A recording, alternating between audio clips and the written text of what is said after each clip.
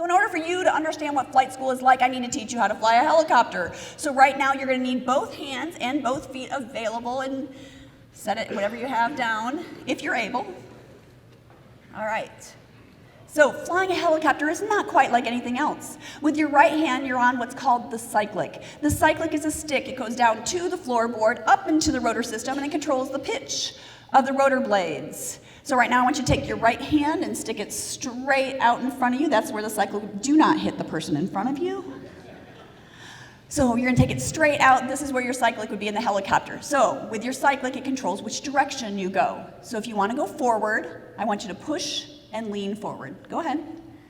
There you go. Now you're going faster. Now we're going to take it, and as a room, we're all going to go the same direction. We're going to go to the left. That would be your right. We're all going to go this way. Let's just all go this way. We'll go the same way. All right, there we go.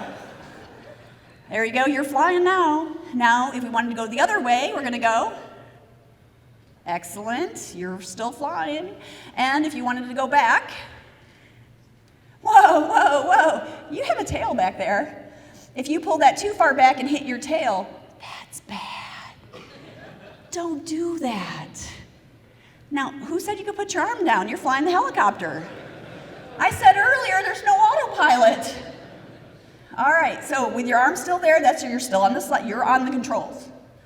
Your right hand's on that. Now with your left hand, I want you to imagine your left hand, the elbow is pinned to the floorboard. All you can move is the front part of your hand. It's a lever off the floorboard. The higher you pull it, the more fuel it puts in your engine. So the higher you pull it, the more airspeed you get. The higher you pull it, the more altitude you get. And if you pull it really high, you get both airspeed and altitude at the same time. So go ahead and pull some power.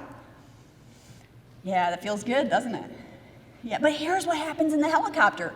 We're flying straight like this, and when you pull power, it puts power to your tail rotor in the back. So even though we're flying straight, as I pull power, the tail does this. I'm flying straight. My tail's off to the side. Is this aerodynamic? Oh, sorry. Is this aerodynamic? No. So with your feet, independently of each other, you're going to push on the foot pedals, which controls the pitch of the tail rotor blade to get your tail behind you, where it belongs. So go ahead and push on your foot pedals. Yep, all at the same time. But wait, there's more. Because while you're doing all of that, yes, you're still flying. While you're doing all that, you're monitoring a center console of avionic and navigation equipment to tell you who to talk to and where to go. And while you're monitoring that, you have 4 feet of instrument panel you're scanning to make sure you stay in your system limits. Because even though we are in the air, there are speed limits. There's just no signs.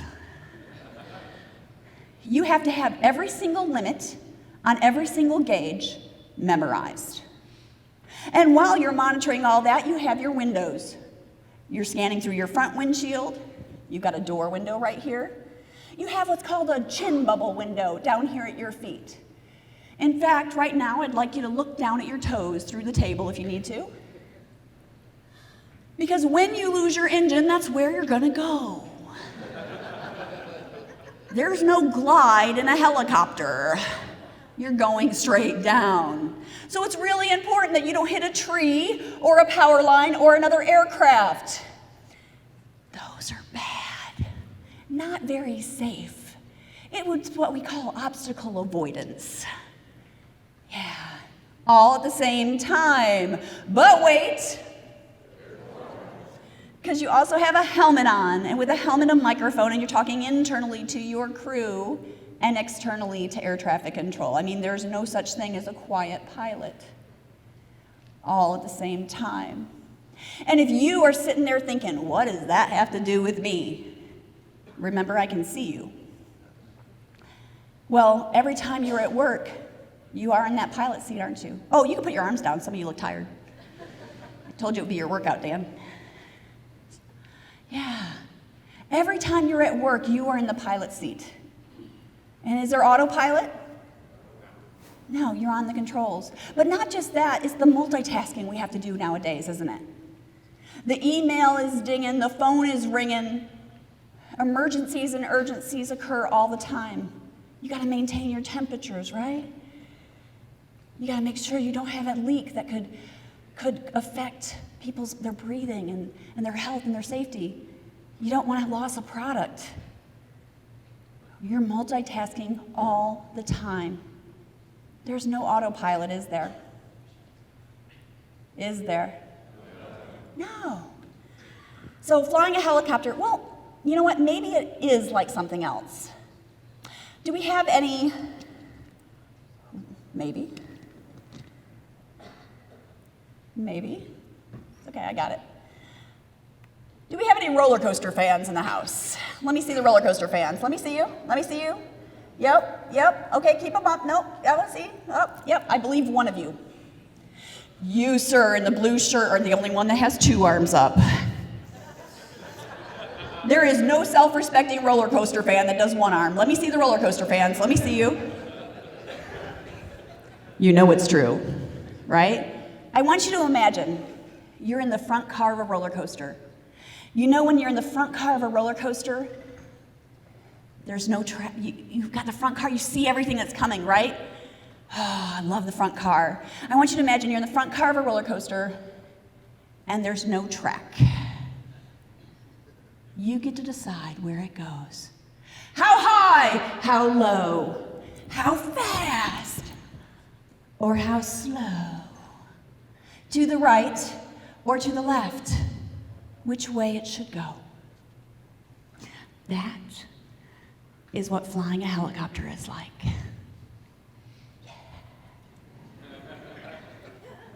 But flying a helicopter, the first maneuver you must learn is how to hover. Hovering is when you're 8 to 10 feet, that would be 2 to 3 meters, off the ground, right? 8 to 12 feet, you're off the ground, and the wind whips off the rotor system. It comes down and hits the ground. It comes up underneath the helicopter, and it buffets the helicopter, and it makes it aerodynamically unstable. I mean, it's so aerodynamically unstable, it's like the bumblebee that shouldn't fly but doesn't know any better, and it flies off anyway. Hovering is first. Hovering is last. Hovering's required for takeoffs. Hovering's required for landings, and hovering requires a very soft touch on the controls. A soft touch is best. But what happens to that soft touch when you've drawn the flight instructor who is screaming at you? You're stupid. You don't deserve to be here. You are wasting my time. What makes you think you can do this? And my least favorite of them all, he would say to me, a monkey can fly better than you. Every day. Every day. And that soft touch I needed to hover, do you think it stayed soft? No. And I'd go too far to the right and back too far to the left and back too far to the right and back too far to the left, and we would start doing what's called a pendulum maneuver. Yeah, that's a prohibited maneuver. Yeah, don't do that one. And he would take the controls away from me and he would yell at me again. Well, the first week it wasn't so bad. The guys couldn't hover either, it really was hard. The second week, no problem, not the only one. Third week, I'm the only one. Fourth week, halfway point, I'm failing. Only girl in the class. The beginning of the fifth week, I go to the commander's office. Sir, I'd like an instructor change. Denied. But sir, could we? No. But sir, what if we? No. Go back to class. Yes, sir. And as I got to the door, I turned back to the commander, and I said, sir, with all due respect, I will not quit. You cannot make me quit. I'm going to show up, and I'm going to bring the best of my abilities every single day. Because when, not if, when things get hard. And they get hard, don't they? It's a when, isn't it? We all have our days where things don't seem to go our way. We have those days where our personal life intrudes. We have those days where our health, we just don't feel at our best. But when you have those days, show up and bring your best. Because that's what we can control. That's all that can be asked of you, is that you bring the best in those difficult times. And that's what defines you, is how you show up in adversity, how you show up when things are hard. So I showed up, still failed. The 7th week. There's not only this week, next week is final exam. It is the check ride I must pass to move on. I don't know how it's going to happen, but I showed up. Maybe you've seen this, though. Have you ever felt like this or seen this before? And I walked in that Monday morning of the 7th week, and I looked up. He wasn't there. Yes. It was a substitute instructor. Yes.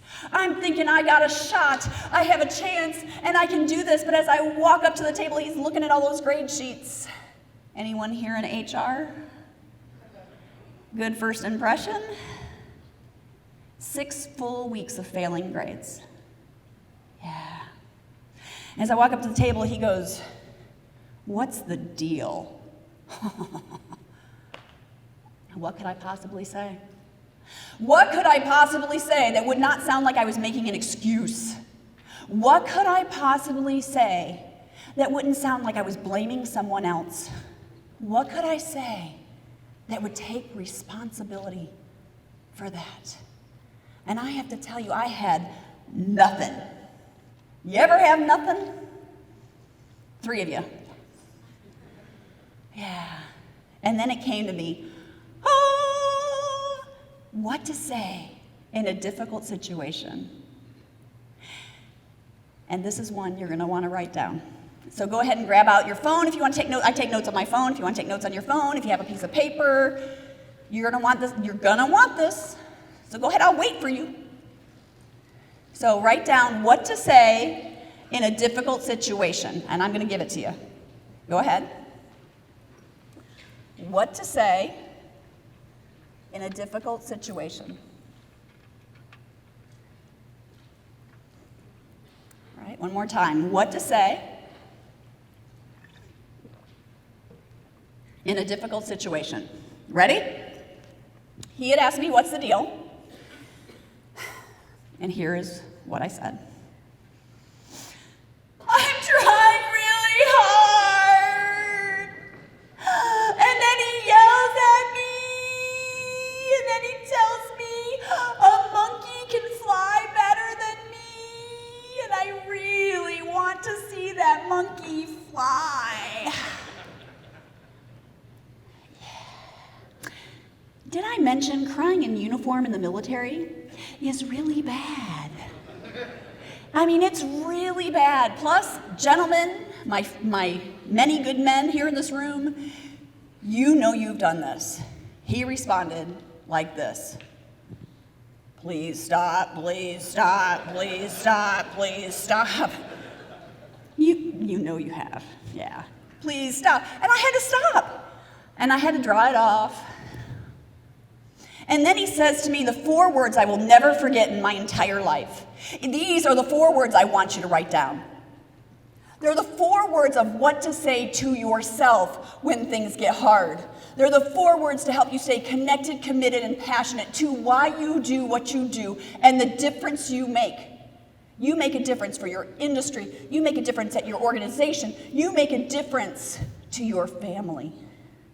Stay connected to that, and it will drive you through those difficult times. And those 4 words are, do you want this? Ask yourself whenever it gets hard, do I want this? Stay connected to that. Feel that. And my response to him was, yes, please. He says, great, let's teach you. And he did. Have you ever been so close to something where you make one little tweak, one little shift, one little change, and everything falls into place? Has that ever happened to you? Yeah. He taught me how to hover in one day. One day. Would you like to learn how to hover today? Say yes. Yes. Raise your right hand up. Now raise it up higher. The person next to you won't know your deodorant's worn off. Oh wait, that's just me. All right, raise it up higher, bring your arm down, elbow against your ribcage with your elbow braced against your ribcage. Pivot your hand forward with your elbow braced against your ribcage. How smooth and stable is your wrist? Try it without the brace. Lift it up. It's a big difference.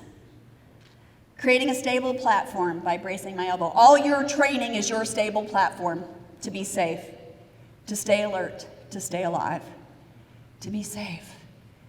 Creating a stable platform. My new substitute instructor, he taught me more in 1 week than my original instructor. We'll call him Dick.